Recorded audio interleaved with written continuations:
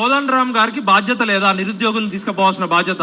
Professor Haragopal గారు initiative తీసుకొని నిరుద్యోగులు 10 నెలల నుంచి కొట్లాడుతున్నారు.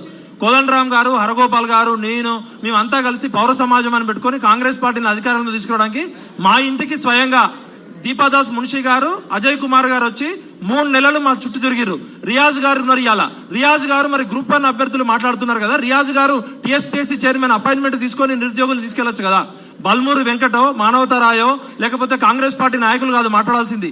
టీఎస్పీఎస్సీ అనేది రాజ్యాంగబద్ధమైన సంస్థ, టీజీపీఎస్సీ అనేది.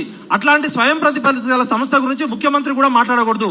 స్వయంగా ముఖ్యమంత్రి గారు అక్టోబర్ 18, 19 ప్రెస్ మీట్ పెడితే ఆయన కనీస అవగాహన లేకుండా జీవో నెంబర్ 29 గురించి మాట్లాడుతూ 59 అంశాలు చెప్పిండు, 55 గురించి మాట్లాడుతూ 29 అంశాలు చెప్పిండు.